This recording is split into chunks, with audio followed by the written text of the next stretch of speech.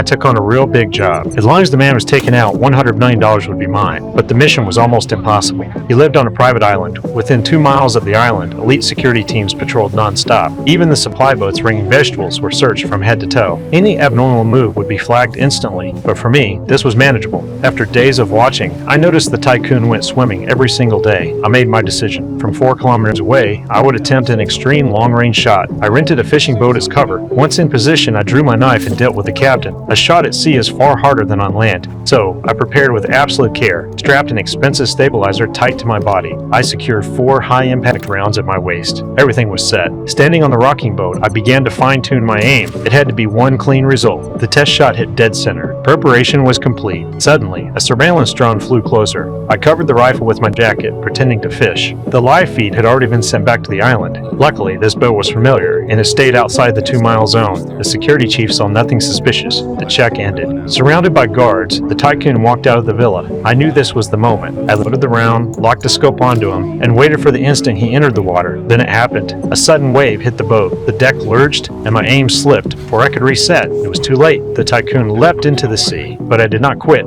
I waited for him to surface. Just as I realigned, a patrol boat started closing in. I had no choice. I turned the barrel, and one shot neutralized them. At that moment, I was fully exposed. I reloaded fast, ready to force the final move. The next second, another drone came straight at me. Luckily, I had brought a signal jammer. The drone lost control and drifted away, but the island was already alert. The security chief shouted orders telling the guards to shield the Tycoon. Before I could fire, the Tycoon was pressed back under the water. He could not hold his breath long. All I had to do was wait. As expected, seconds later, he surfaced again. I timed it perfectly and pulled the trigger, but a loyal guard stepped in front. Worse still, I had only 1 bullet left. If it failed, $100 million would vanish. The Tycoon took a deep breath, dived again, and swam hard toward the island, but the ripples he cut through the water were clear to me. I knew it then. The final chance was right in front of me.